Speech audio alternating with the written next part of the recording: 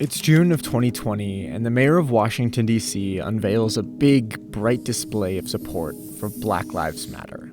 I want to welcome all peaceful protesters to Washington, D.C. It's 1 block from the White House and can be seen from space. The sign gets a lot of media attention, and the next day, activists add an extra, unsanctioned piece to the mural. An equal sign and the words, "Defund the police." Activists celebrate the added words as they linger for a bit, while the city gives vague responses on whether they'll keep it. Well, it's not a part of the mural, and we certainly encourage expression, but we are using the city streets for city art. In other words, that will go away. You will paint over that. I actually haven't even had an opportunity to review it, Martha. 2 months pass. The letters are still there. Then one seemingly random August afternoon, the city paves over the words for what they say is scheduled road work. And the words vanish. In 2020, the Defund the Police movement tore through the nation, but then it disappeared. So where did it go? And what does its decline say about how Americans really view crime and policing? Would you say you support defunding the police? I would say so, yeah. I'm also pro defund the police as well, still, yeah. I'm more open to it, although I still don't believe defunding the police is a great idea. I'm pro police. In 2020, over a third of Americans 18 to 49 want to lower spending on policing. A sizable portion of young Americans are saying crime isn't a problem, and the billions spent on policing negatively impacts people. But a year later, in 2021, things look different. Young Americans basically flipped from decreasing spending to increasing it. So, what changed? Swift arrest and trial, fair and uniform punishment should be expected by anyone who would break our laws. In order to fight and defeat this enemy, it is necessary to wage a new all-out offensive. I hope we can count on your support in our war on crime. This is a street in 1960s America. The suburbs are growing and the streets are filled with kids. There's also a force looming behind: increasing rates of crime. Wait, let's hold here for a second. So we use this word for a lot of things: crime. For guys who steal money from their companies, and little kids who take candy bars from grocery stores, and people who shoot each other. This is all crime, and crime is what the police are supposed to stop. But it's really hard to pin down what crime really is. Are we talking about smash and grabs at the Gucci store, which I don't really care about? Or are we talking about murders? Are we talking about homicides? Are we talking about sexual assault and sexual violence? Like breaking the law in any way? Like a specific act of individual discrimination or violence. Just something that can hurt others. So you can have, for instance, Democrats get up and talk about how we have a criminal loose in the White House and how the Trump administration is a lawless administration. And you can also have Donald Trump get up, or Republican conservatives get up, or yesterday in the floor of the House, Matt Gaetz getting up and talking about sort of crime and criminal actions of the Biden administration. The lack of a definition for crime makes it hard to actually decide what police should be doing. Isn't because it's meaningless, but because it can mean almost anything people want it to. Regardless, the police have long been the solution to whatever crime is. In 1968, the violent crime rate in the US has nearly doubled since 1960.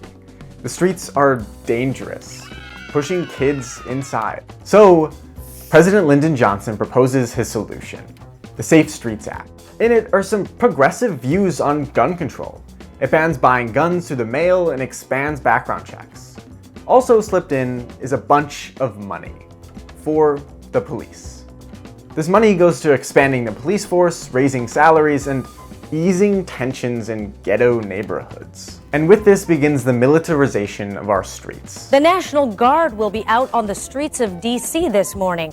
They're joining residents and police in an attempt to cut down on crime. And over time, the true target of this war becomes more and more clearly displayed. It's a dog whistle for racial understandings of harm. In 1988, the future president, George W. Bush, campaigns on this simple ad that positions a disheveled black man as the face of crime. He allowed first-degree murderers to have weekend passes from prison. One was Willie Horton, who murdered a boy in a robbery, stabbing him 19 times. So there's a threat to the American public that comes from black people that the Democrats will allow to run rampant. Right? It was an explicitly racist project, and it clearly creates the presence and idea that crime is coming for you, and we know from where it comes. It comes from a certain group of people, a racialized understanding group of people. In the early 1990s, violent crime in the US peaks, and politicians double down on policing. We need tough laws that don't bend over backwards protecting the criminal, while saying to the victim, tough luck, buddy. What are the politicians doing when they invoke crime? Offering themselves as solutions to that insecurity and that instability. In 1994, Bill Clinton passes another sweeping crime bill drafted by then-Senator Joe Biden to add 100,000 new police officers and increase funding for prisons. The tension between black Americans who are disproportionately punished for crimes and the police is rising. And in 2020, protesters reached a tipping point. This morning, a man is dead after being arrested by Minneapolis police, and video has emerged online with many people upset about how officers handled the situation. A shocking scene after the death of George Floyd, why so many poured into the streets. In 2020, protesters reach a tipping point and say these massive police forces that the country spent decades building up are actually doing more harm than good. It was a sentiment that had been growing for a while. Their answer? Get rid of the police. And for a hot week, everyone's on this boat. Out of Minneapolis, city council members have announced they intend to disband the Minneapolis Police Department and invest instead in community-led public safety. The sign outside the White House sits under the bright sun. And then, after years of talking about how the slogan defund the police will hurt Democratic chances, the answer is not to defund the police, it's to fund the police. So, is it dead? And the measure of its success is actually straightforward.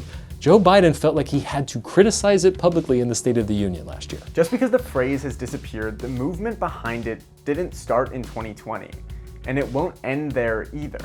Regardless, in the 2024 presidential race, crime will be a talking point.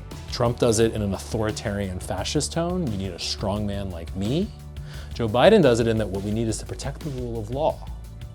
They're both the same kind of invocation. So a movement rose and fell in the span of a few months. But the challenges of combating harms in our country remain. I don't know if defunding the police per se is the right way to go, but I do believe that we should allocate more funds towards the rehabilitation of people. We need to know exactly where that funding is going. So I think if it's going to training, I think it's a good thing. Defunding the police on the surface sounds good, but then you have to look at the systemic causes of oh, then where's that money going? What we're doing in the meantime? Okay, if you're putting more money into mental health resources, then how are you going to train professionals like that? So it just is a really complicated topic, I'd say. But who cares? Do you?